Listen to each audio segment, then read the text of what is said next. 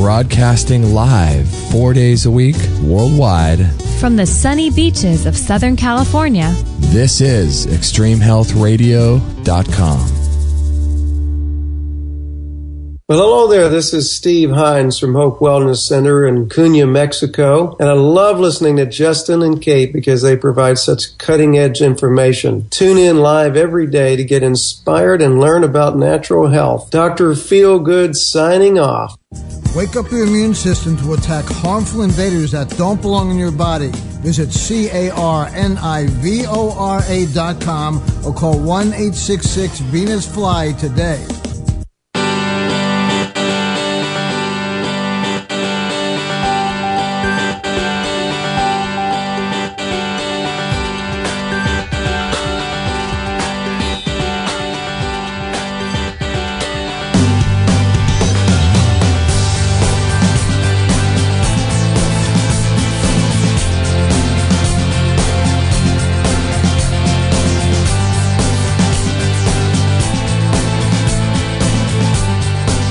Here we are. Thank you so much, everybody, for joining us on another episode of Extreme Health Radio. Really appreciate that. This is episode 278. Correct. Is that right? Mm-hmm. We're going to have a good time. We're going to be talking with Billy Best today about his story about cancer and quite a remarkable story that we're going to be talking about. So we'll introduce him in just a minute. I just want to let all you guys know that we broadcast live 4 days a week on Monday, Wednesday, Thursday, and Friday at 9 a.m. Pacific. So if you'd like to join the chat room and join the rest of the community, you can do that at 9 a.m. Pacific on those days. So we would appreciate that. And today is, actually I have it in my notes as Monday. It's Wednesday. It's Wednesday. Wednesday, July 9th. Is that right? Right. I got one of the two right. 2014. So we appreciate you guys being on. And if you guys would like to support our show, we would appreciate that so very much, and you can do that if you make purchases on Amazon. If you go there, anytime you make a purchase there on Amazon, it doesn't have to be anything health-related, but you can go to extremehealthradio.com/Amazon anytime you make a purchase, and that really helps us. We really are grateful for everyone doing that. Keeps the lights on over here. It sure does. extremehealthradio.com/Amazon. What else? I think is that all the housekeeping we have today? I think today, yeah. All right. We're pretty light today. Yeah, let's get to Billy Best. He has quite a fascinating story. In the mid-90s, he was diagnosed with cancer. And I'm not going to give away too much of the story, but as a young kid, he has quite a remarkable story in terms of chemotherapy and what happened to him and where he went. All kinds of interesting stuff like that. So I don't want to give away too much, but I want to thank you so much, Billy, for being on the show today. Hi, thanks. Can you hear me? Yeah, I can hear you perfect. All right, thanks for having me. Yeah, no worries. I didn't want to give away too much because you have quite a remarkable story. I can hear you feeding back, Justin. Yeah, we're getting a little bit of feedback. Can you hear that, Billy? I can hear that. I just unplugged. I had headphones in, and I couldn't hear you through the headphones, so I just took them out. Oh, okay. Okay. Well, if we have this feedback, which we might have to do, we might have to call you if it keeps getting a lot of feedback like this. But can you hear a feedback on your end? No. Oh, not okay. at all. Okay, good. Well, let's attempt it. Yeah, let's attempt it. And if we can't, then we'll just call you. Is that phone number that you sent in the email that I called you on before, is that a good number if we have to use that? Yes, it is. Okay, perfect. All right, let's just continue on here then, despite Skype's malfunction. So, Billy, in the mid-'90s, I originally heard about you quite a few years ago on an interview that you did with Mike Adams over at naturalnews.com. That's how I heard about your story. I don't know when that interview was, but it was quite a few years ago. And so tell people a little bit about your story and the history of your cancer story. Well, I had cancer when I was 16, and I think events leading up to, getting the cancer were, I had a bad skateboard accident, had my arm ripped off by a truck. So that was when I was 14, and I was in surgery for about 2 years. And just the same, I think it was the same month I got my clean bill of health. I started getting symptoms. So I think it was, I think I'd just been beat up a lot. I've been on a lot of, prescription drugs for the pain, and also on, taking the anesthesia, and just the trauma. I think it might have weakened my body so that the cancer could get a foothold. Wow. So how old were you when that accident happened? I was 14. You were 14. And when were you diagnosed? when I was 16. You were 16. So during the accident, did your arm come off, or what was the situation there? Well, it was a compound fracture, and it was hanging by skin. So when they cut the jacket off, the arm just kind of fell onto the table. Oh my goodness. Okay, that's really traumatic. Wow. And so you did that skateboarding.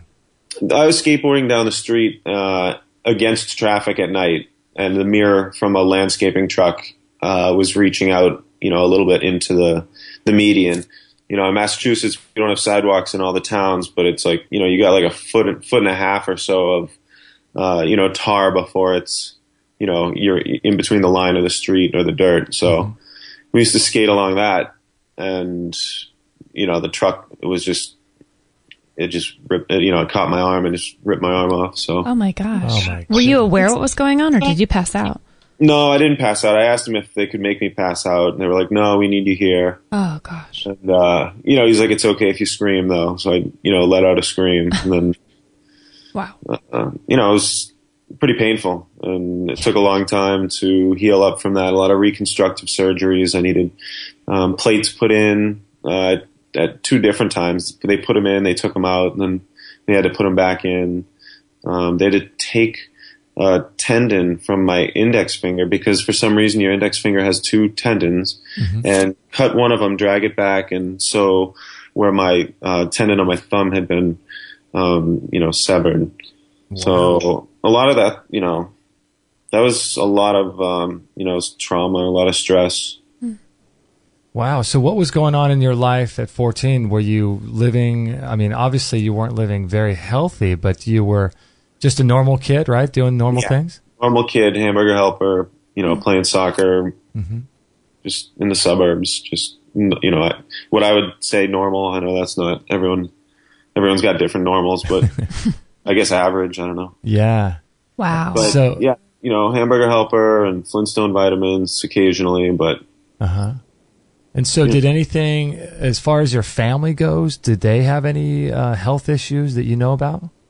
Well, I'm adopted, and I did not at that time know either of my birth parents' identity or family health history. Okay.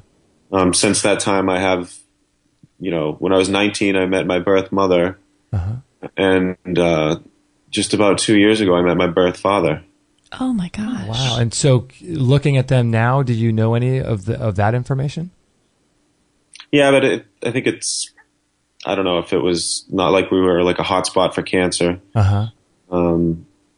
So I think it was more kind of what was happening to me at that time that gave me, that let the cancer get its foothold.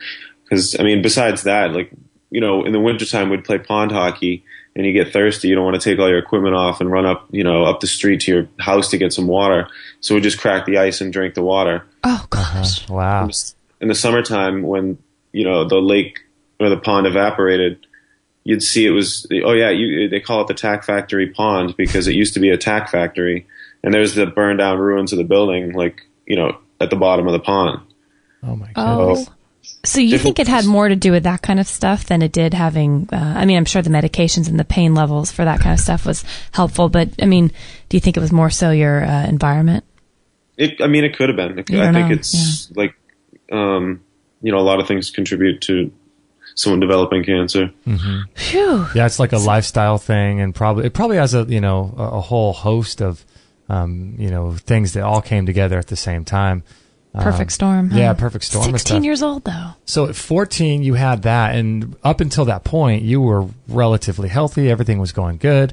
And then you went through that, and then that, you think, precipitated all of this downward spiral, you think? Yeah. Yep. Wow. And so how long was you said the recovery for that was about 2 years? Yeah, it was 6 different surgeries spread out, and it took about 2 years. That's incredible. And so were you on, like you said, you were on a bunch of drugs and painkillers and things like that? Yeah, they'd start off with morphine, and then they'd cut that back and give you Percocet, and then codeine, and like hydrocodone and Roxas, and it would just kind of go down the list so you didn't get too used to one, I guess. Did those surgeries successfully repair your arm? Is it completely functional and normal today? I wouldn't say normal, but it's functionable. Wow. You know, people, if they see it, sometimes they give a weird look, but it's a little crooked. You know, it broke a growth plate, so it was, you know, it's not all right. Where but was it helps me with bowling. If I go candlepin bowling, I can spin the ball like the other way. That's awesome. You can win like no problem. My secret power. Plus, it's all steel, so you know, wow. we use intimidation like that. Arm wrestling contest. It's ping a pong. no-brainer. Watch out! Just kidding. Oh yeah, that's crazy. So where was it broken? Where in your arm did you have the break?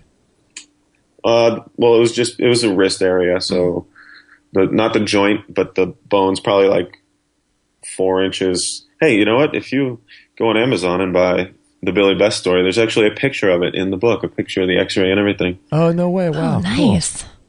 Oh, that's crazy. Wow. So at that time, it was you were 14, then you went through 2 years of that, and then at what point were you diagnosed with cancer? Just going in for a routine checkup or what? Yeah. It was the summer. I was going to summer camp, so you needed a physical, and I had the symptoms actually happened a couple weeks before, where my neck was sore, I was tired, and these lumps started to appear.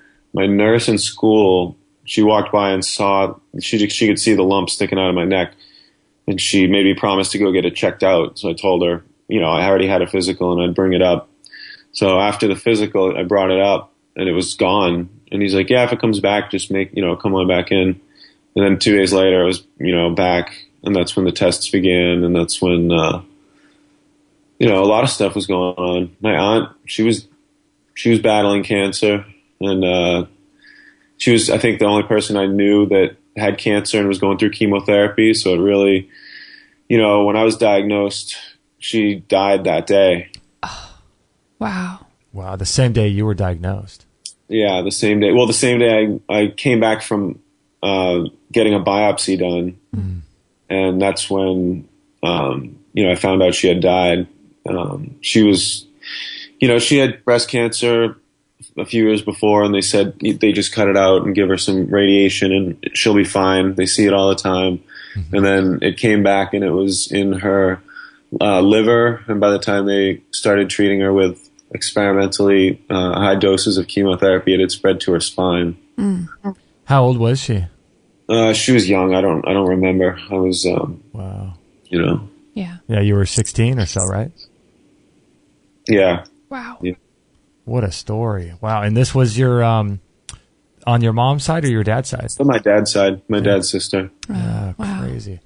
Wow. And so at that time, you know what? We just got back this weekend from a cookout at her daughter's house to celebrate. It was on Sunday. It was 20 years this past Sunday. Oh my goodness. Wow. 20 years. Breast cancer. So, how big was the nodule that was showing up on your neck? I'd forget, they measure it differently, but it was, it was significant. You could see it sticking out. Oh. Wow. And so on what side of your neck was that? Was it on the same side? On my right side. Your right same side as the arm, yeah. Interesting. Wow. And so you had that checked out, and then you had the biopsy, and then the biopsy results came back as what? It was Hodgkin's lymphoma. Hodgkin's. What is the difference? Do you know the difference? We hear it all the time, Hodgkin's and non-Hodgkin's. My mom had non-Hodgkin's. What's the difference between the two? Hodgkin's, at the time I was receiving treatment, was the cancer that you would pick if you had your choice of what cancer to pick. And, non-Hodgkin's is not. It's not the one that you would pick. So that's a little more aggressive or something that makes it more deadly, maybe. Yeah, but I'm not sure, because this is also just, I think, one perspective on how people should be treated. So right. With conventional therapies, it's, I think it might be different. I'm not sure. I wonder, is there really any difference? Because I know that cancer, it takes different forms. Like you have, what's the blood cancer called? Leukemia. Leukemia. Then you have cancer in the liver and cancer in the lungs. Do you think it's all the same, Billy, really, when you think about it? Or are there really differences in types of cancers?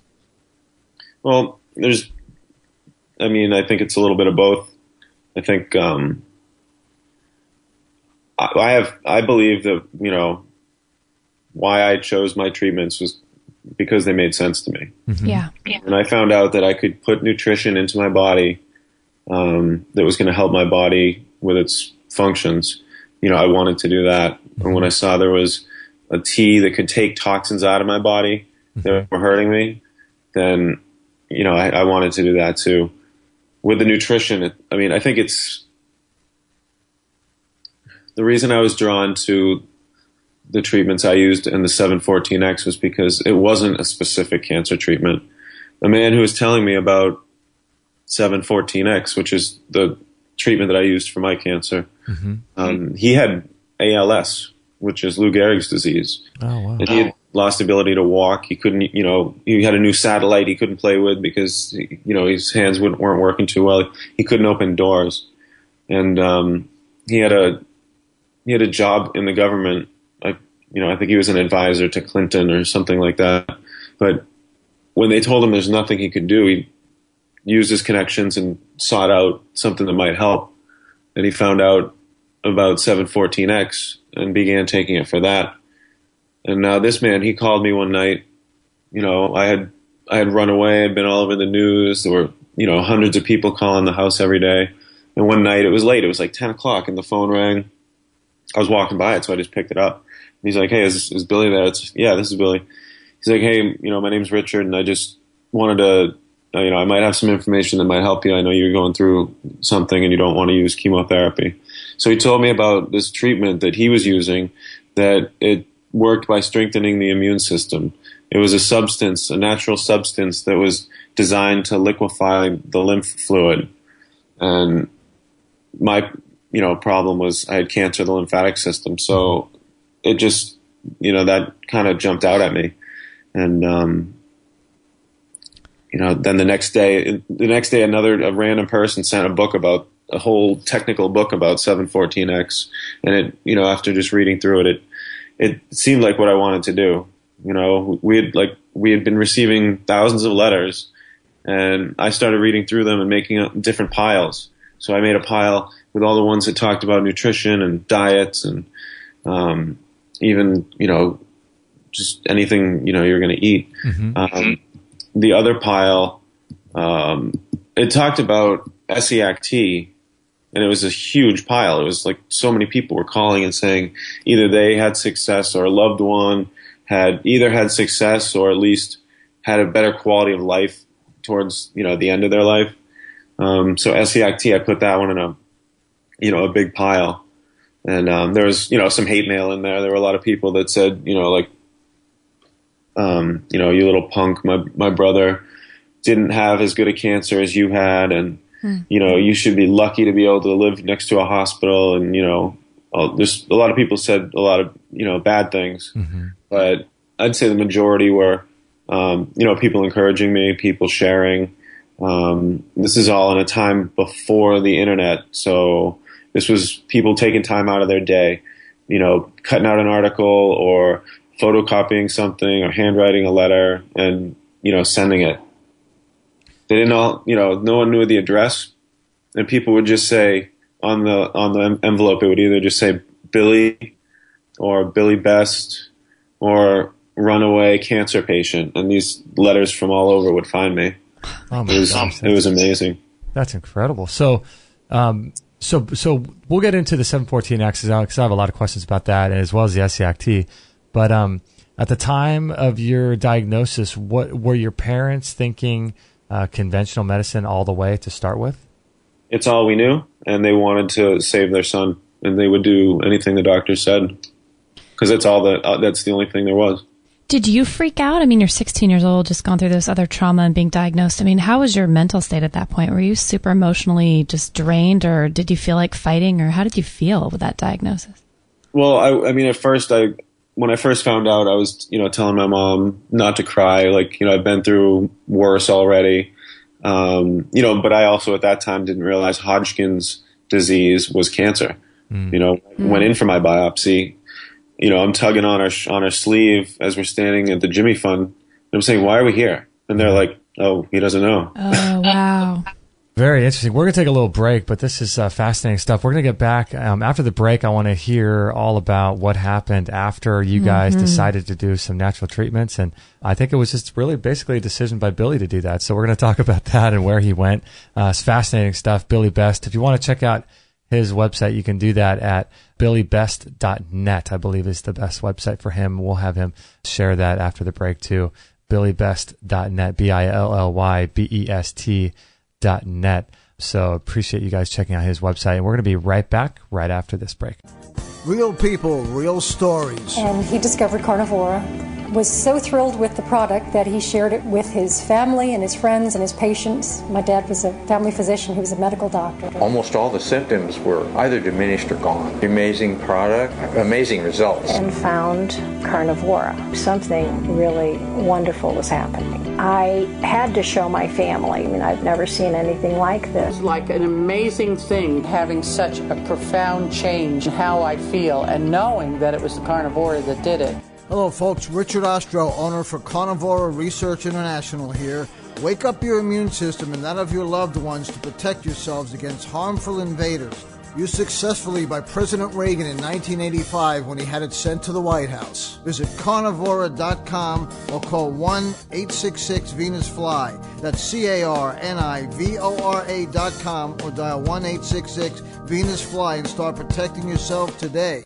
I wanted to tell you about this really powerful and unique product called the Q Laser. Did you know there's over 2,500 peer-reviewed clinical research studies showing the benefits of low-level laser therapy on the body? We had Dr. Larry Lytle on episode 165 talking all about it. Dr. Lytle, what is the Q Laser? The Q Laser is a light-delivering device, handheld, rechargeable, that is for lay people and professionals that works at the cell level of the body to restore energy.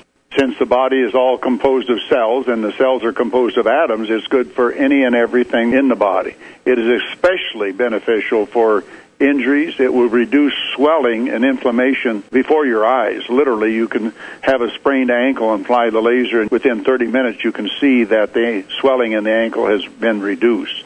Since all disease is inflammatory, you can assume that same process is working if you have some type of intestinal problem. We have pictures of using a heat instrument to diagnose the intestinal inflammation. We can show that intestinal inflammation is pretty much gone within 3 minutes using the Q1000 laser.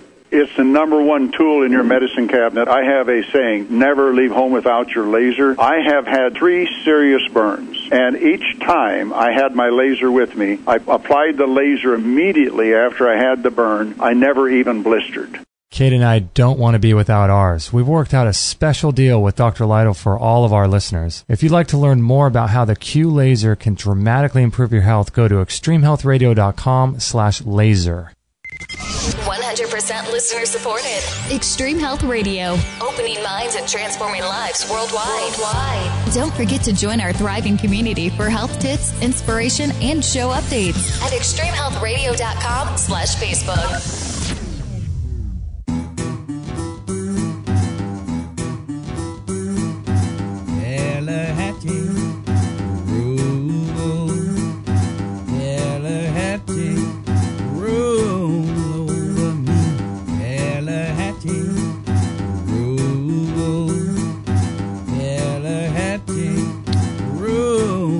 All right, we're with Billy Best from billybest.net, and you can check out his book. We'll put a link on our website as well, but if you want to go to his website and pick up his book, it's called The Billy Best Story, Beating Cancer with Alternative Medicine. It was published back in August of 2012, and so this would be a really good book to get, really good inspirational story. If you guys are interested in any of those products that we just mentioned, the Carnivora or the laser, please just let me know. I'd love to help you out if you guys are considering any of those products. And I just want to also let you guys know of our upcoming show schedule. We have so much going on here. It's really, really a lot of fun. Tomorrow we have Barbara Allen, and she was with Conquering Arthritis, and we're going to be talking a little bit about energy medicine and what else, Kate? Some meditation. Meditation practices and options for people. And how she overcame arthritis. And then on Friday, we have our Free For All Friday show, if you guys would like to join us there. And then on Monday, we have Jessica Ortner from The Tapping Solution.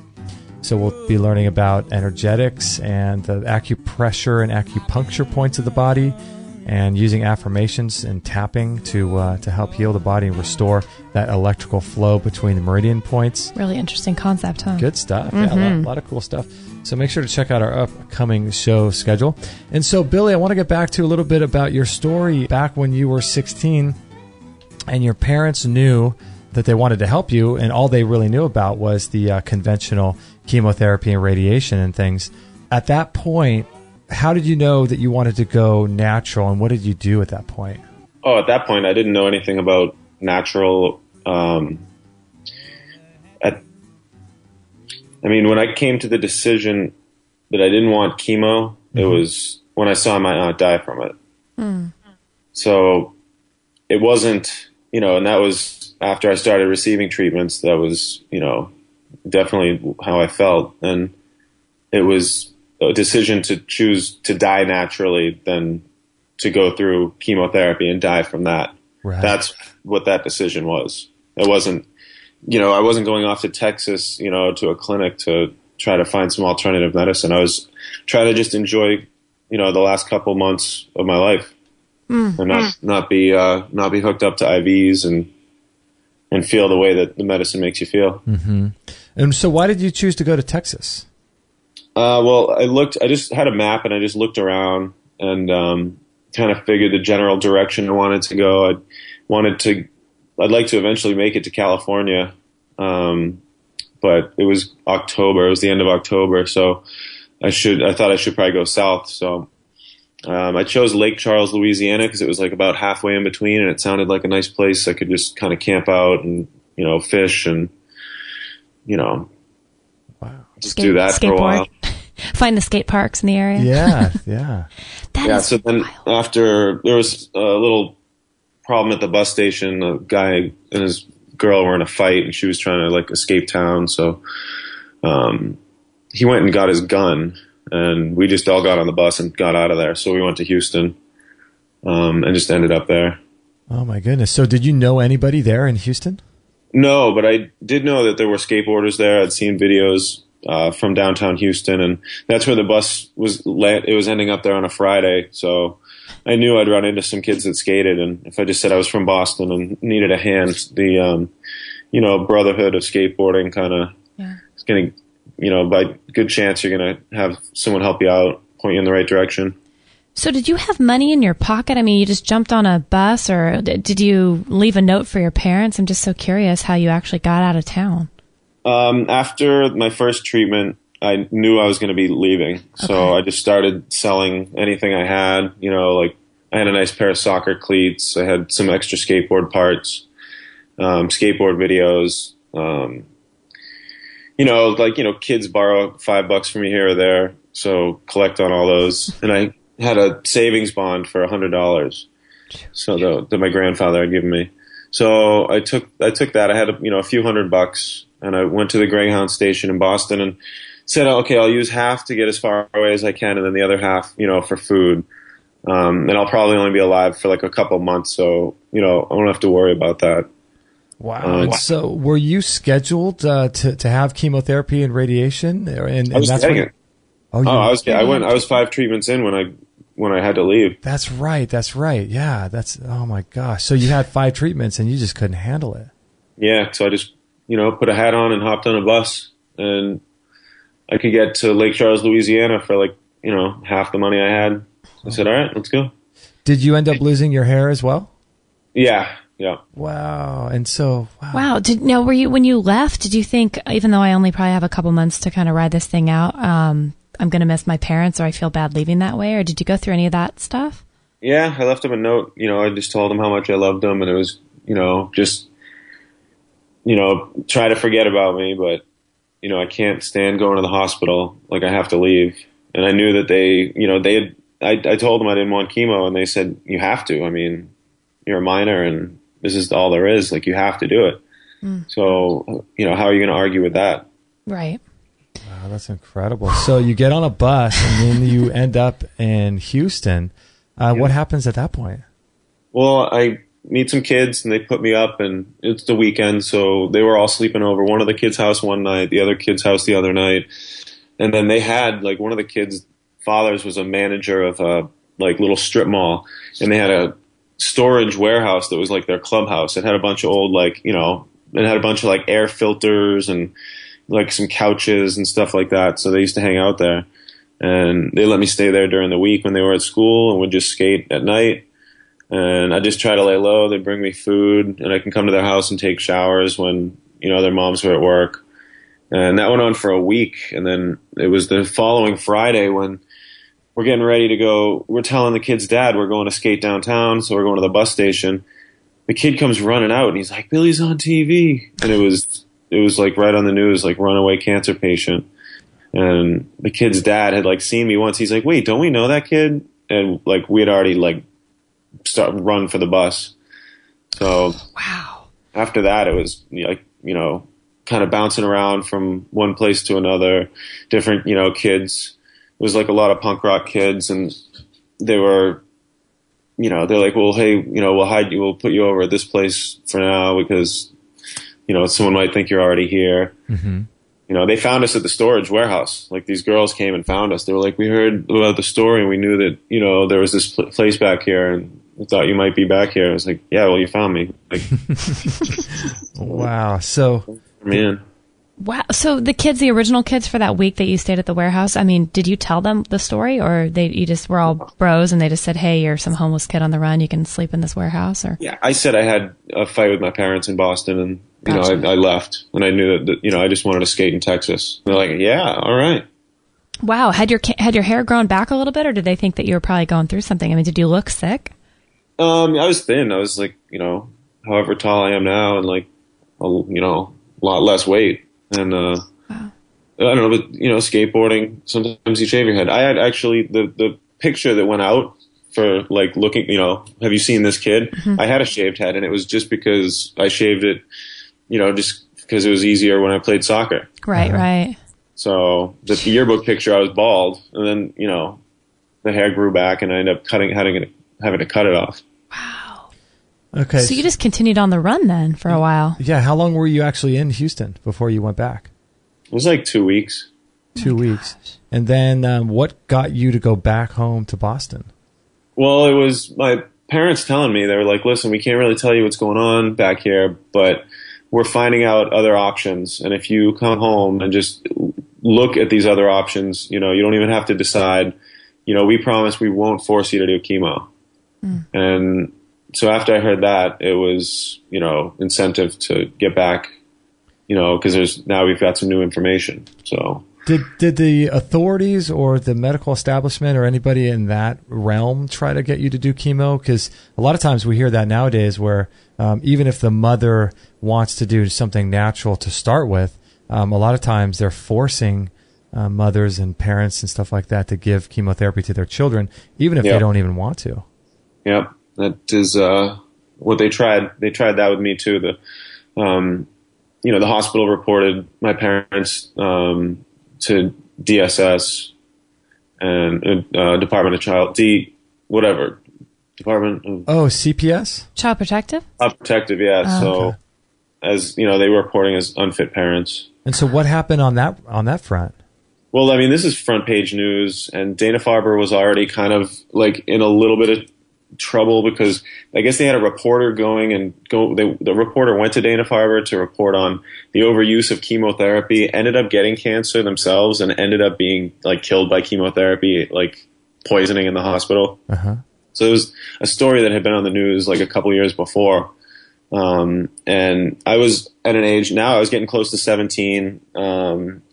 And in one article that I read, they said if, you know, when it comes down to it, if this kid had the wherewithal to orchestrate this escape, follow through with it, and decide to come home, like he's probably able to make his own life or death decisions. Wow. So they basically said that and allowed you to start pursuing some natural treatments.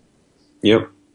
Incredible. Did you see that all over the news? How did you know it was kind of safe? Were you in communication on the phone with your parents, or what? Yeah, I was, you know, I'd call them from payphones. Wow. Isn't that crazy? And so what happened? Did your parents, so they were actually reported to the CPS or whatever agency. What happened to them? Nothing. I mean, at that time also, my father and I, we went up to Canada to stay with that man with ALS and then go up and learn how to do 714X up in Canada. Okay, so you came back from Houston back to Boston, and that's when you started looking into, probably, I think you said reading all those letters, and then you started looking into 714X. Just as an aside, what happened to that guy with the 714X? Did that help his ALS? It helped it, but he found out about another treatment and thought that might be better, so he switched and started using that. He ended up dying. Okay, but his wife ended up working, like answering phones at the place where the 714X comes from, because she had seen how much it had done for her husband. Okay. Oh, wow. That's incredible. So you learn about 714X and you and your dad go up to Canada because it's not available in the United States?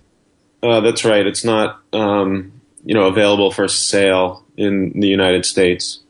What we were told was that under the Personal Care Act, you were allowed to import a substance as long as it met the criteria. It was not toxic, it was not a narcotic, and it was not for resale. So for a personal supply, you were allowed to import, things like that. Mm-hmm. Is what, I mean, I have no idea if that's true or not. It sounded good to me. Yeah. So we did that, and I went up, I learned how to do it. I met some other people who had used it, and then I came, learned how to do it. I came down and just started giving daily self-injections of 714X. And so what were you reading that got you excited about it, and what did that stuff say about what it could do? Well, it was a technical handbook, so it was, it took a couple times to get through it. Uh-huh. But it was mostly the conversation that got me excited about it. Not treating your specific cancer, just building up your body so it can fight off, the disease itself.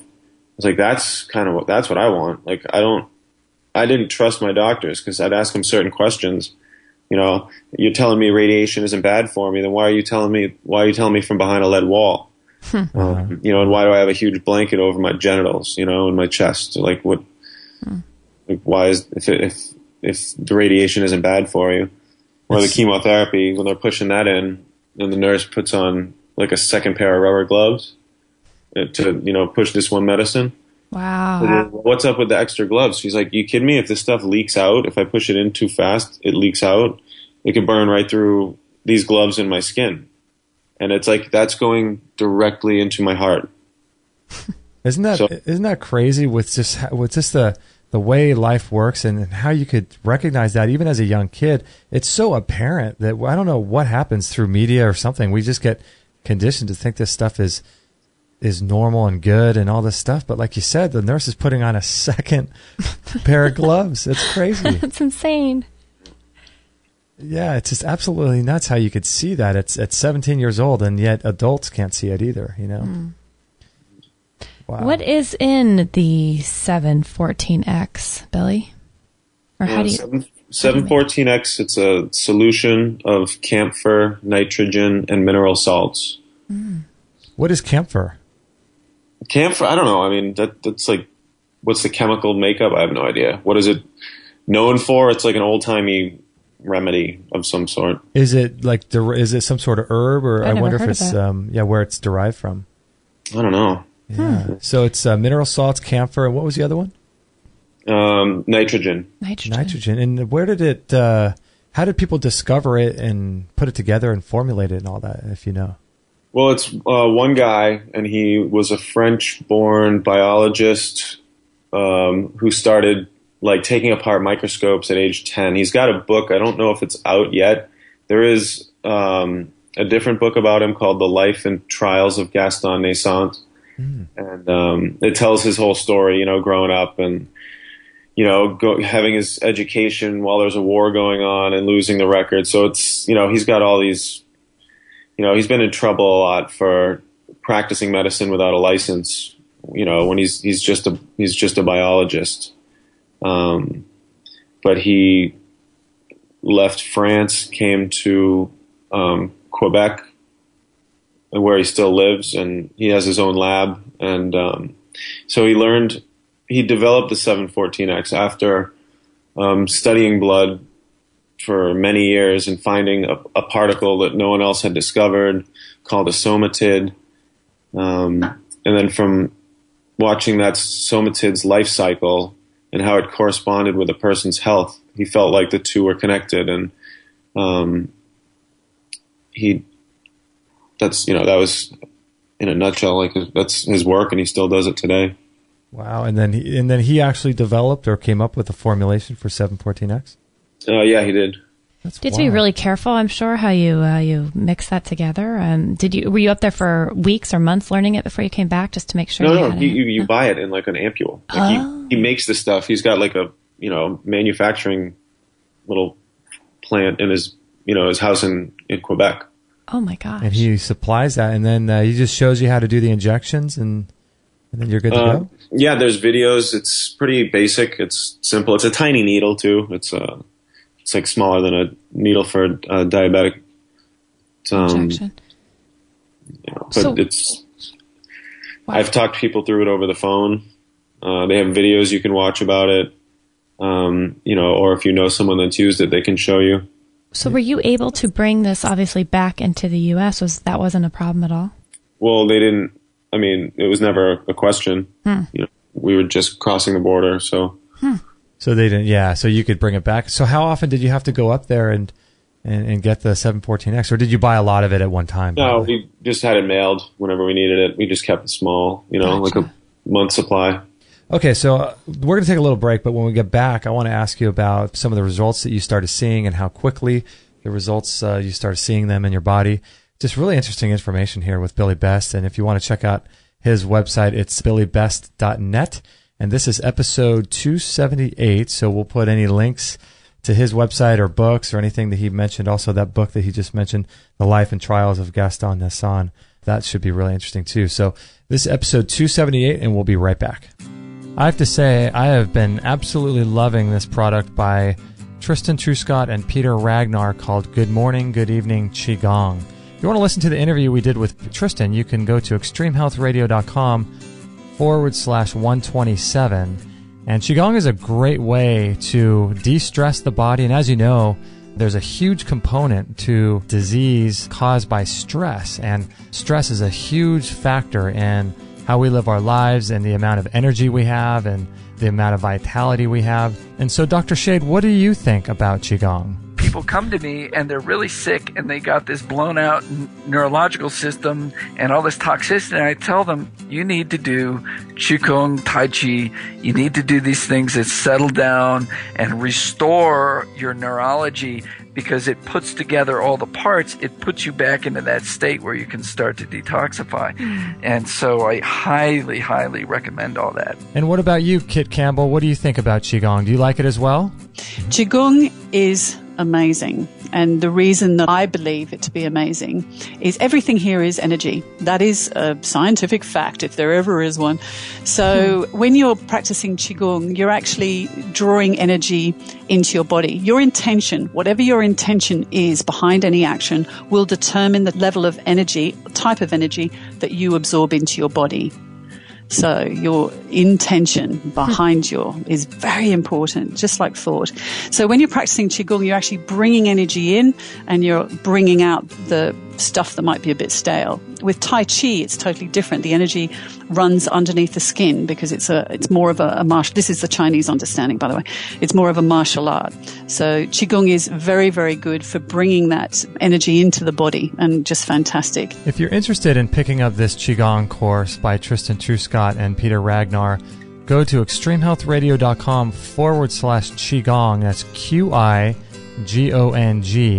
And you can learn more about it. There's a great video on that page, and you can learn more about it on that page. And I highly, highly recommend this product. I love it myself, so go ahead and check that out. extremehealthradio.com/Qigong.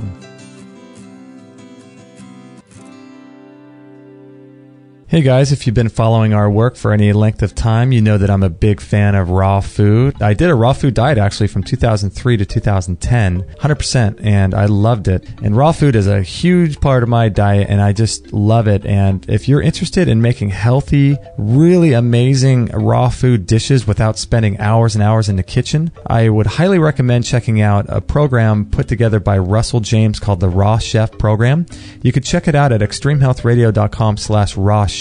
And I have to say, it's absolutely incredible. I have it, and it's got hundreds of hours of video, professionally done video, along with workbooks and PDF files. And he walks you through how to make the most amazing, delicious raw food meals that don't take forever. Everything from mock pizzas and pasta to ice cream to cheese to fluffy bread, if you can imagine it. It's incredible. So I highly recommend you checking it out. It's you can check it out at extremehealthradio.com/raw chef. And I think you are absolutely going to love this program. So check it out now.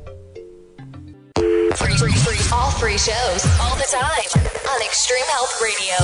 Opening minds and transforming lives worldwide. Join our community today. Sign up to our email list and instantly get our free gift to you, along with loads of inspirational content and cutting-edge tips to help change your life at extremehealthradio.com/subscribe.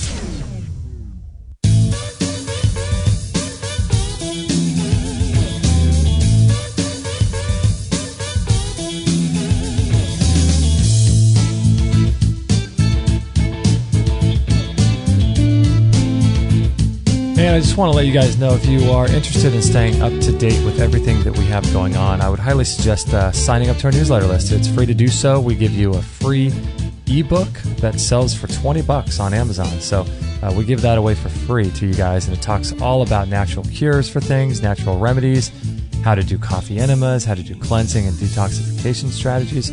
It's called Lessons from the Miracle Doctors, and we give it away for free. So it's a pretty cool thing. You get that for free right away when you sign up. So if you guys want to do that, feel free to do that. And if you have any questions about the Qigong or the Raw Chef course, we're just such big fans of both those courses. We love Tristan Truscott as well as Russell James, who puts together that Raw Chef course. Just amazing stuff. So check those out if you like. And today we're with Billy Best. This is episode 278. Is that right? It is, right? You got it. 278. Yep. And we're talking about his cancer story, and we're talking about everything that he went through with his cancer. And when we left off, Billy, you were just starting to take some injections of the 714X. And I'm curious, at that point, how long was it until you started seeing some good results, some positive effects of that substance? It was the 10th day was when my mom turned to me and said, "Hey, you look kind of good. Like, you look like yourself again." So, and that's when, I had been skateboarding, but that's when I was starting to be like, the last one at the skate park. I had my energy back. I had, more energy after 10 days. Mm-hmm. And did you start? So you started feeling better yourself, and then your mom could see noticeably some of the differences in your personality and your energy levels as well. So that was after 10 days. Did you ever doubt that 714X would work? I didn't. Really? And I don't know if it was because of, kind of being desperate. And it's tough to remember certain things that happened back then because of just, I guess, from like reading articles about it, kind of warps your memories, and it's tough to, I remember watching an interview where I said, that I might go back on chemo at some point. And my parents are in the other room being interviewed. They're saying there's no way we would ever put him back on chemotherapy. Oh my God! Wow. So it's, but I do know that with the 714X, I was like such a confidence booster that I was able to do something. I was able to take an active part in my healing process. So from day one, I knew why I was taking it. I knew what it was going to do, and I had faith in it. And I think that was it. I think that was a huge part of it. That's interesting. And so you also added the essiac tea to your protocols. Did you do that at the same time or afterwards, or how did the essiac tea work its way in? Well, it started with diet because every person out of the thousands of people that sent letters, they said, eliminate meat, dairy, sugar, and flour. They're like, you don't need it. You only have, like your body is like a battery. It's only got so much energy. And if you fill it with meat, it's going to take a lot of that energy to break it down and get all the nutrients out of it. You want to eat in a way that you're getting the most nutrition with the least amount of effort put in. Like you want to be a lazy eater so that you have body energy for healing. So just based on that, so the diet changed first, and then the essiac was to get any toxins out. I'd been involved in a lot of toxins, getting chemotherapy. So I wanted that out anyway. So that sounded like a good idea. Plus, hundreds of people talked about that one, like these piles, So that's when the essiac worked its way in. This guy sent us a bag, and it looked like a huge bag of pot. And he said, "Hey, this is essiac tea. Mix it up and make it." So he's like, "This is the original formula. Don't believe anyone else." So we don't make it, but then all these other people start sending different kinds of essiac or information about it, or pills, like different things. So it was kind of confusing, and we had to research into it, and I believe that we found the most authentic original formula, and then just got that one and started using that. Yeah, it's a blend, isn't it, of 5 or so different herbs, or 5 or 6 different herbs that are kind of obscure, but they're very anti-cancer, these herbs, aren't they? Yeah, it's good stuff. I mean, I know people say they've, healed their cancer with just the essiac alone, and I don't doubt it. I just happen to, add the nutrition and the 714X, and, now I'm starting to say there were like 4 parts of my healing, my natural treatment, and it was that attitude as like, as the 4th, that belief that what you were doing is going to be helping you. So I think that's true. I think that's true in any situation. Like if you're going through chemotherapy, if you totally believe those are little spaceships shooting laser beams at your cancer cells, and then they're going to leave your body and you're going to be totally fine, I think you're going to have a way better experience with the chemotherapy than someone who feels like it's a poison that's going to kill them. Yeah. If you know too much, like we all do, it seems like we know too much. So if you had chemotherapy, it almost have to be it would be really difficult for us to overcome what we know about it. But like you said, if someone really does believe, then no matter what they're doing, I think that's an incredible testament to the power of thought and our belief. And because you believed in the essiac tea, you believed in the 714X, and in your mind, there's just no doubt, was there? No, it wasn't. Wow. So how long did the treatment go on for then, for you treating yourself with these 2 things? Total treatment was, total 714X was 6 months. Oh, 6 months, okay. Yeah. So I started January 10 of 1995, and then mid-March of that same year, tests from Dana-Farber showed there to be no cancer. And the test that I've gotten before, the kind of timeline of the testing, it was, before getting the cancer, just before leaving, just after returning home, and then after, that short time of treatment. So it does show that the cancer was growing after the chemotherapy, after I stopped my chemotherapy. Interesting. So people question that, they say, well, how do you know it's not the chemo that did it? It's like, well, we had the tests done, and, it shows that there was still cancer, even after the chemotherapy. Yeah. Yeah. And still growing after that too, which is incredible because I think you said you had 5 treatments. That's right. Yeah.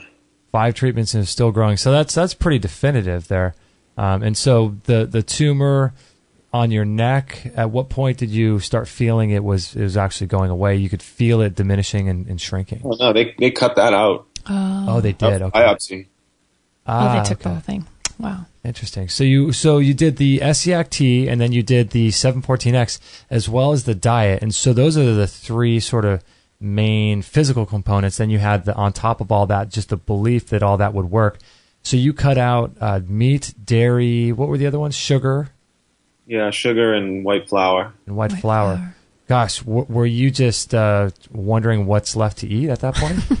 Yeah, I mean, my mom, she was the one that was cooking, so I couldn't have done it without her. I mean, she had to figure out recipes. She had to figure out what the heck tofu was and see if she could get it in us in any way. And it was, I think that like the rest of my family got to eat like their own normal stuff, and I think she was just making up plates of stuff for me. Wow. But it's, I mean, I can't really remember. There was so much going on. It was, at this time we're finding out about this treatment that I know I want to do. We're telling the doctors about it. They're reporting us to, the Department of Social Services. I'm starting the treatment, and we still got the news is still parked out on our front lawn. We still got 10 or 12 news vans with the big satellites, sitting out there because everyone wants to know what happened with the kid with the cancer. And, we weren't doing any interviews, but we had a press conference and we said, we're not going to do chemo. We're going to do some alternative medicine. And then we did Good Morning America, and that was it. And it was like, all right, it's time to start this. Like, it's time to get on, start this program and focus. So when the Phil Donahue show and Oprah called, it was like, no, I can't do anything else. I gotta start taking care of myself. So that was kind of it would have been cool if I was, if I could go on Oprah and share the story, but it was like, I can't right now, I got to take care of myself. And so did any of those agencies ever call back, or those companies ever call back? No.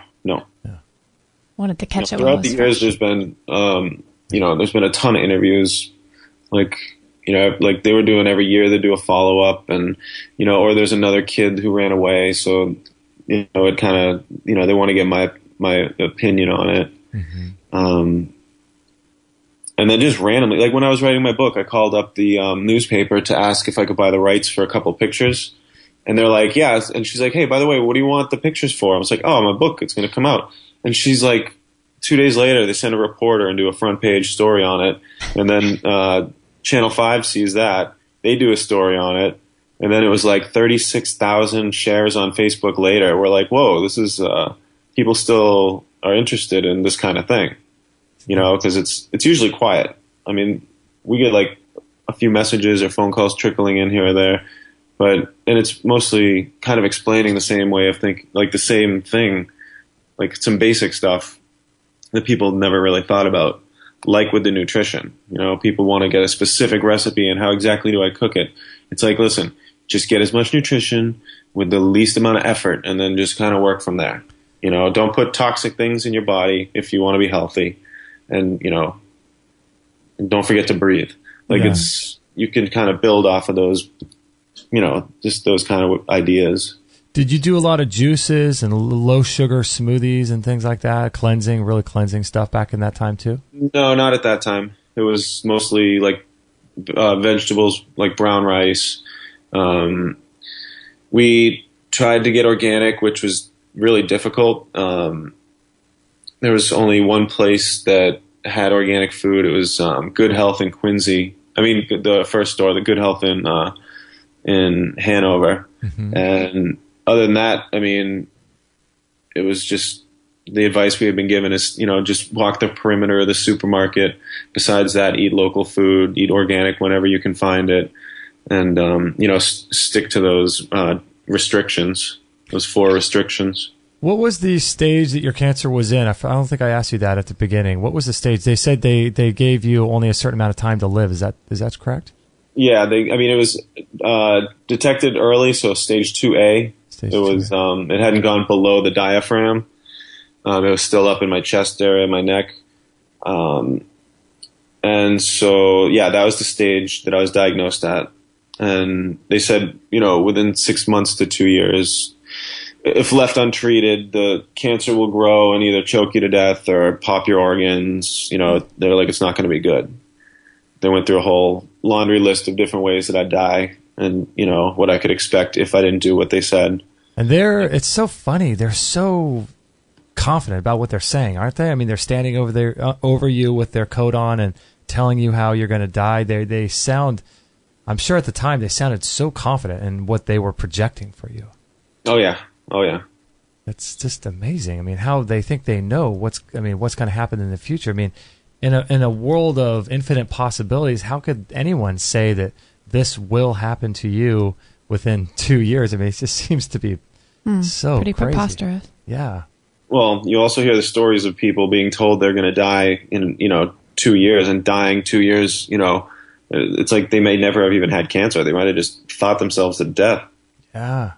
Yeah, I'm reading a really good book on that whole thing right now called Mind Over Medicine by Lissa Rankin, and that's what the whole book is about, just how the belief system plays such a huge factor in either people living or dying and what they believe. Billy, what do you eat like today? I'm just curious. Are you kind of eating a really insane diet of like superfoods and things, or do you? No, it's like if I go to the supermarket, I get pretty much all produce, but if I'm out at lunch, I'll just order whatever. Wow. So you don't still take the 714X, right? I still do. I do maintenance shots. I aim for once a year, but it probably stretches a little longer than that. I still have the essiac. The 714X, actually, they have these drops now that you can just put them underneath your tongue instead of injecting. So that makes it a little easier. Like if you feel something coming on, kind of thing, just take a couple of those. Boost up the immune system. How do you still go get tested for cancer levels? It's been a while. Last time I was in Canada, I had my blood tested, and that had been probably like 10 years after, and there was no cancer. And I had my regular physical this year, and there's nothing. So awesome.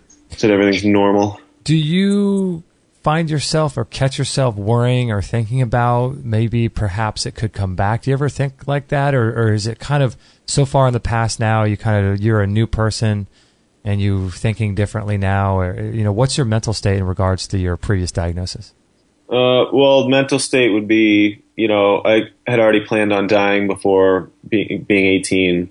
For sure, I had already accepted that. So any moment after that has been kind of like a free gift to life. Fear if it's going to come back, I just try to not worry about it. Like if it did come back, I'm even better prepared now. With I think my belief back then, it was right after I got better with the natural medicine, I was like anti chemotherapy, and I'm anti big pharmaceutical industries, and they were the worst things in the world. And now I see in some instances where chemotherapy might even be a good thing. There was a kid in the news who his parents and no one wanted to do chemotherapy, and the doctors were going to force him. Well, his attorney called me up and said, "Hey, can you come out here and at least just sit by this kid in court, in a way of showing support as someone who's been through the same exact situation, close to the same age, and you're an instance where the courts weren't allowed to get in." And that was, I flew out there, and it was, I don't know, that's where I heard a lot of these, the testimonies talking about how effective the chemotherapy is going to be once the person doesn't believe it's helping them. And, they had all the statistics for that. Well, I'm sorry, I got off topic. Where was I going with that? What were you asking him? I get upset when I think of that situation. Oh, no worries. I was just wondering, your mental state and, that's right. And how you think now. So you must get a lot of people in your family that ask you about, cancer, or if they're diagnosed, if they're friends. You must get people asking you about your story and asking for help and that kind of thing, right? The family, I think, knows the story, and most people aren't really interested. Most people think it's an interesting story, but, would not actively pursue looking it up unless they were in a crisis themselves, which is what I kind of tried to tell everyone. It's like, listen, it's not fun to search for an answer for your life when you're in a crisis. Mm-hmm. So when you have cancer, you don't want to be, starting to think about what would I do if I had cancer. I see it so often that I'm trying to, encourage people to, look it up on a nice day when you're happy. Mm-hmm. When you're feeling good and you're healthy, look up what are you going to do if I get sick, and at least you can plant that seed and start maybe preparing yourself to make that decision someday. Mm-hmm. That is some really great advice, I think. Yeah, I think that's just incredible advice because, like you said, if you are sick, you're stressed, you're nervous, you're looking up things, you're on webmd.com and convinced that you're going to die in 2 days, it's best to take care of yourself and learn about prevention because that's really the name of the game, prevention, I've been fortunate to, early on when I was writing a manuscript for this, my high school teacher, she asked me to come in and give a presentation to the class. I've done that at a few different schools. Now that the book's done, or even when I was writing it, I was invited to speak at a couple of the universities in Boston, and it was good because, these are people that are just a couple years older than I was when I went through it. But I also donated a copy of the book to a number of high schools, and they said they'd put it in their library. So, I think that would be like probably sharing the story with kids at the same exact age that this stuff happened would be a good way of, maybe just getting them to start questioning, what they think and, how they really feel about the topic. So you've never been asked to really go speak in schools or anything like that? Because that is a brilliant idea. Just a couple schools, like Harvard Medical asked me to come in and talk to them, talk to one of their classes of, the future oncologists. And it was about, the topic was about a patient's right to refusal. So they wanted to understand what it was that made me feel like I had to run away or what it was that made me want to refuse treatment. So it was kind of just talking about that topic. And then the one for BU Medical, it was actually talking to their residents, and it was about how are you able to determine when a child is old enough to make their own decisions. And so that was kind of a specific topic. It's not just me telling my story. So I was just talking about that, just that part about it. Yeah, I mean, stuff like that is good because, you never know who those people are that are listening to you talk, and you never know what stage in the game they're in during their medical residency or their training for, to become a doctor. And so they might listen to you and start, having a wake-up call, or a light might go on and cause them to start thinking different types of thoughts, it's I could just see something like that happening, I mean, I'm in Boston, and I launched, my book, The Billy Best Story, as a self-published work in Boston, and it's probably, I think there wouldn't be a more difficult place in the world to try to have something like this reach people, with just the attitudes and, there's so many universities and hospitals and, it's just a tough place to get people to think about not listening to their doctor. But I think it was a Mike Adams story that was kind of recently within the last few months that went out.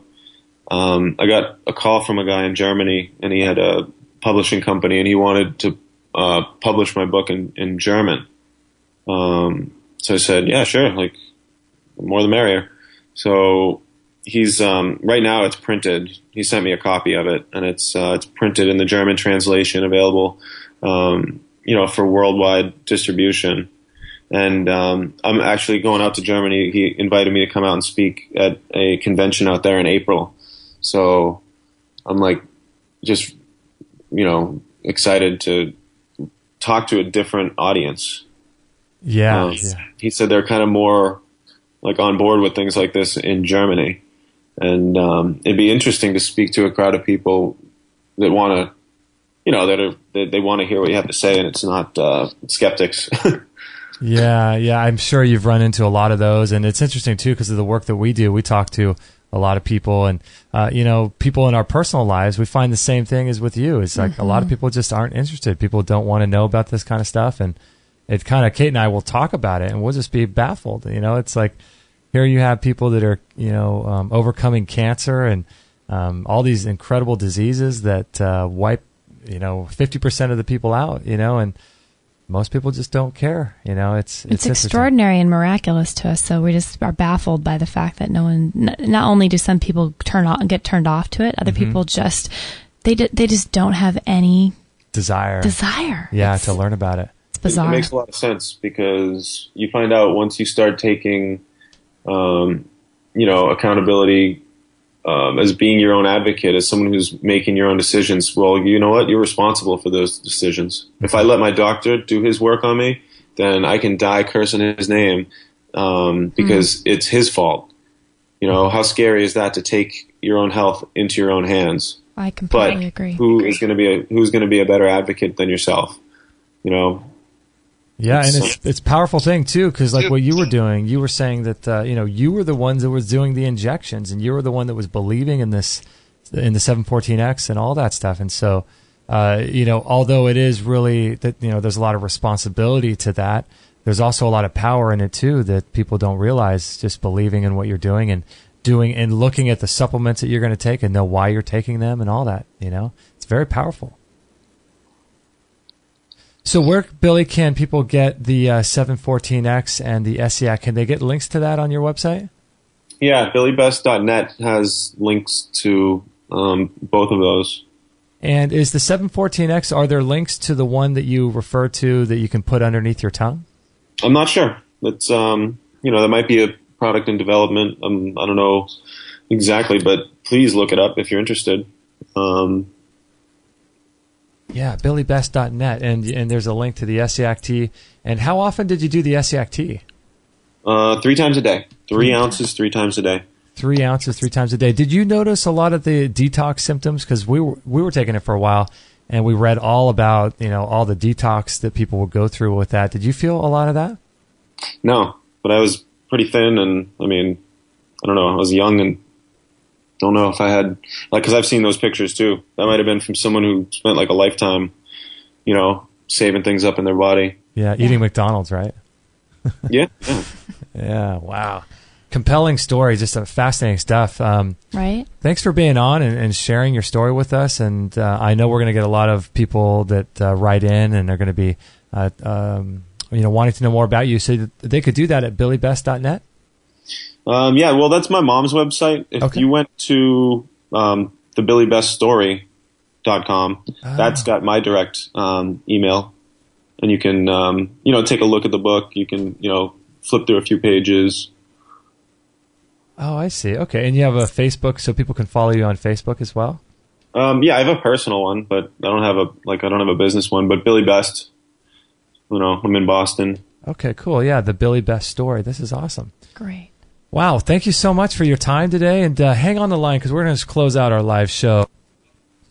Whoops, I muted me. I muted myself too. I want to thank everybody for being on the live show. We really appreciate it. This is episode 278 with Billy Best, and you can find the podcast. We will release the podcast later on today, episode 278, and we broadcast live 4 days a week on Monday, Wednesday, Thursday, and Friday at 9 a.m. Pacific. And tomorrow, don't forget, we have Barbara Allen. We're going to be talking about conquering arthritis. Then on Friday, we have our Free For All Friday show. And then on Monday, we have Jessica Ordner with tapping and Raymond Francis, Susan Jones next week. Lots of different interesting guests coming up on Extreme Health Radio. So make sure to sign up to our newsletter and stay up to date with all that we have going on. And we just want to thank all you guys for being on the live show. We really, really appreciate that. And we'll catch you on the next episode. Awesome. All right, Billy. Awesome, Billy. Thank you. Yeah, I'll email you later on today. All right, guys. Thanks a lot. Okay. Thank you. Man. Bye. Bye-bye. Bye. There you have it. Another show. Another one in the can, as you like to say. I think you just made that up. I don't think that's a real radio term. I think I just made that up. I think so. But I like it. Pretty crazy story, huh? I've heard about Billy Best and his story since... it's been years since you've mentioned him. It's cool to actually talk with these people, isn't it? And We just had a nice chat off the radio, off the live, and golly, that guy is just, I feel like we could just be friends with him. Yeah, he's a really cool guy. And he's a really fellow neat skater, too. I don't skate that much anymore, but I was really into Bones Brigade and all the skating things back in the day, back when I was a kid. There's a special place in your heart. In fact, the music that's being played right now and behind us comes from the Search for Animal Chin, Bones Brigade. The Search for Animal Chin. Oh, my goodness. It does. See, so I wonder if Billy will listen to this, if he would have picked up on that. I know, right?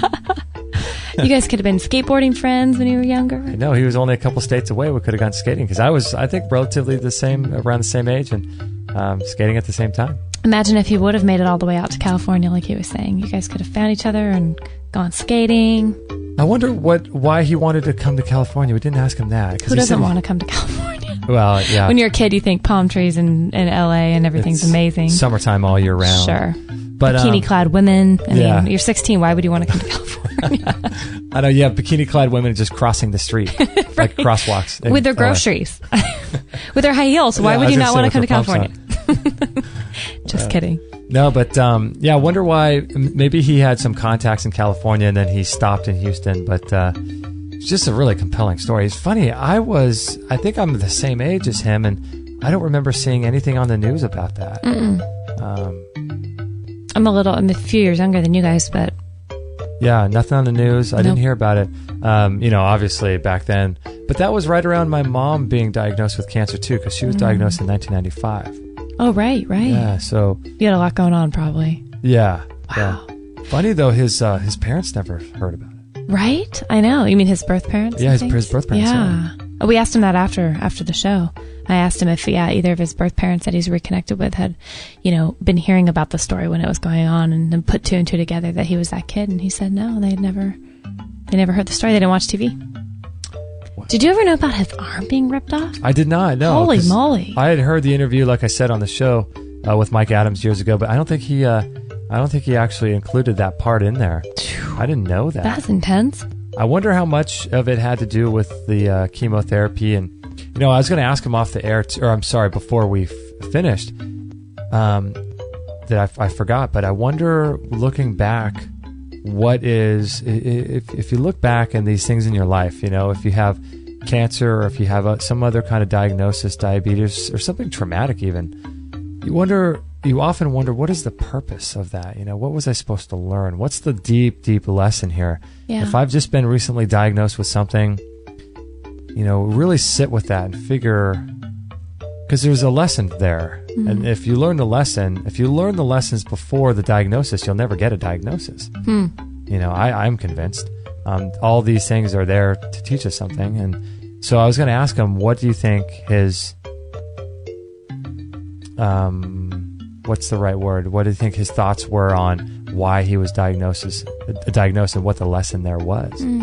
But it was interesting because he was saying that he was almost convinced that he was going to die. Remember that? Yeah. And so he had this belief that he was going to die. You know what? But then when he started the 714X, he had no doubts he was going to live. That's true. So I wonder if that's just a personal, like having part of your personality being optimistic or pessimistic, and you believe so strongly in anything, whether it be a good or a bad, one way or the other. Right. Or if it's being that age and you're so passionate about, that's why I'm so sad for, kids that make very big decisions at that age, because there's so much hormone involved with that. Right. They're so passionate about stuff, whether it's a good thing or whether it's like it's the end of the world. They want to commit suicide because something affected them so strongly. Yeah. So I wonder if it's just that he was seeing in that place of basically, I don't know, not being able to not be fully invested in each, like his I see, yeah. being 16 or whatever, and just. You mean if he were not fully invested in each, then what? Is that what you mean? No, I'm saying of course he was fully invested, I think, in thinking he was going to die, and then when he found the slight answer, then he had a glimmer, and it just became fully. It's like he didn't have the ability to not be full on either way. It just depended on what he was surrounded with at the time. Yeah. I don't know. No, I think that's true. It's interesting too, because I just, with all of the spirituality talk and stuff like that, and you hear about how your thoughts create reality and things like that. It's interesting that in his case, at least with the cancer diagnosis, he was convinced he was going to die, and he didn't. Yep. So I thought that's interesting because most of the time you hear the opposite. And so he obviously thought he was going to die and ended up living. But then I thought, okay, if there's no component to it, then I wonder if there's anything about maybe the lesson that he needed to learn was acceptance of death, because a lot of times that's the biggest fear aside from public speaking, which is crazy. I know. But the dentist is right up there too. Yeah, the dentist, yeah. But being okay and accepting your own mortality. Well, he did. That was a lesson that he needed to learn. And he did say that. He said he had come to terms with the fact that he wasn't going to be around very long. So maybe it was almost on an energetic level. Maybe as soon as he accepted that, that's when the healing started happening. But he couldn't see it. But and then the 714X and the essiac T kind of just sped up that recovery. What had already happened. I wonder if you were able to clone him. Like he was saying, if someone were to believe that the chemotherapy is like laser beams killing cancer cells, then it would probably work. And I agree with that. But I wonder if at the time, if you were able to duplicate him and you were to say, okay, here you are, you finally accepted your mortality. Now we're going to have healing. Now it's going to start. And then have him go through the chemotherapy. And I bet you, if that was the lesson that he was meant and destined to learn and needed to learn, that I bet you he could have gone through the chemotherapy and that would have worked. Interesting. But I mean, there's no way to know what the lesson or if there is a lesson or any of that. But if you were to just kind of tell a story and see if that were true, it seems like that would have been the case, Gosh, I wish we could clone. I mean, not really, but I wish we could often have versions of ourselves at different times in life, and definitely had that. We say this all the time, just have had the opportunity to take two different roads and see which one what plays one would out. Be. Maybe we talk about this too. Maybe that's what's really going on, and we don't even know it on a parallel dimension or universe. Yeah. Like that could be happening. Doesn't seem like our reality, but wouldn't it be interesting to actually be able to see and know what you could gain out of that experience of watching those two lives? Wow, that's wild. So 714X. 714. I'd actually never heard of that before. There was some stuff in the chat room going on. Really amazing girls in there looking up all kinds of information on. Oh yeah. How do you say it? Comfrey? Not comfrey. No, that was a herb that I forget. Yeah, it was an herb that it was a part of. It was one of the three things in 714. Yeah. Right? Why am I? It's in Carmex. Carmex. Yeah. The lip balm, and it's related to. It's part of the mint family. Oh. So it gets like soothing, healing, cooling properties. Okay. Never heard of it before. Wow. Why do I want to call it comfrey? I know that's not it because that's that's a herb or whatever. That's a tea, yeah. Tea. Wow, interesting. So what we'll do is we'll share. Are there some links in the chat room that people put in there? There are, yes. Okay, we'll open those up and we'll save those links and we'll put those links on this show page 278. Interesting story and interesting information. I thought it was really interesting that they didn't force him to have chemotherapy. Yeah. Because in today's world, it seems like that would be the case. I know, They're right? forcing a lot of kids to have chemotherapy, even when the parents and the kid don't want it. I know. One or the other. I mean, that's if one of them doesn't want it, then either way you're done. If a parent doesn't want it, you're done. If a kid doesn't want it, you're done. That's not true. That's what we're led to believe. But I do think it would be an uphill battle and a headbutting to try to come up against that resistance. But. Yeah. Oh my gosh. So I want to invite all of you guys to go over to a website called creditorsincommerce.com, and that gets into a lot of the political and financial and monetary systems of the United States. And I can almost guarantee that you probably never heard of them and would find it very, very fascinating because it has a lot to do with how we operate on the public and the private side of society. And there's two different camps, public and private. And there's a lot of things that happen in the public that don't happen in the private and vice versa. And so on those Living Temple series, there's a whole series of free lectures on there under the Living Temple section, and they get into how to create a superior lien on your child. And if you have the superior lien on your child, CPS can't come and take the child away because you have a lien on the child.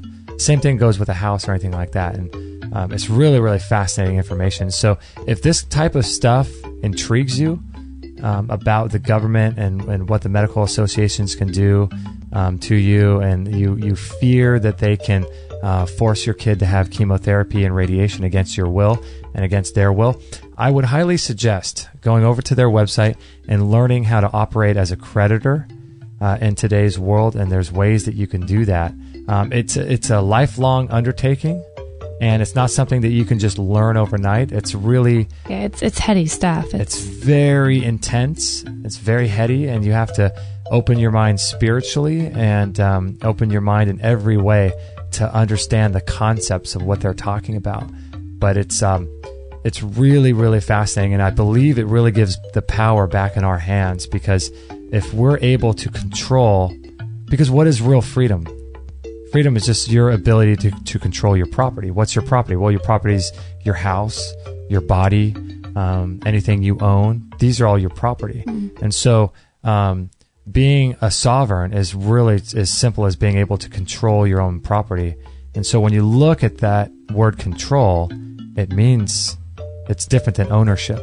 It's to have like jurisdiction over. Jurisdiction over, yeah. I mean, creditors control things, but creditors never own things. Mm. And so that's one of the things Rockefeller said. He said, the creditor is someone who owns things or controls things. We don't, the state owns our cars. That's why they can take our cars away from us. We think we own them. Mm. We have, I think it's called, I forget jurisdiction. Like we're able to borrow them. Yeah, we just simply borrow things, and the state has a legal title and we have equitable title. And so there's this whole learning process. So I would highly recommend going into Creditors in Commerce, listening. They have hours, I think tens and tens, 20, 30, 40 hours or more of stuff, probably even into the hundreds. But I would recommend going over there and listening to all Have you listened to most of it, I think? I've listened to all of it. All of it. Wow. Yeah, I've listened to it for about 2 years. Well, there you go. And I'm still barely even scratching the surface of knowing anything. Yeah. I feel like you're talking alien sometimes to me. I'm like, I don't even know what that means. Yeah. It blows your mind when you start to even open your mind to the possibility of this stuff and how stuff is set up. And it's wild stuff. It's a great resource and something that I would highly recommend you do if you want to operate as a creditor and start having control of your property, which is until they're 18, your children and your house, your family, everything that you own, allegedly. So those are all things that you want to look into. Creditorsincommerce.com. Anyway, this is episode 278 with Billy Best, and we hope you enjoyed the show. And we've got lots of great guests coming up next week, and we'll be posting all of those soon. And we appreciate you guys being on the show. And we will catch you on the next episode. I didn't think you were going to finish. Now you're going to leave me hanging. There you go. Thanks, everybody. Bye. Hey, everybody. This is Josie, Justin's mum. Don't tell him, but I know he would absolutely be really happy if you would sign up to his free weekly newsletter. And don't forget to share this with all your friends. Please. This is the buzzing bumblebee signing off. That's so good.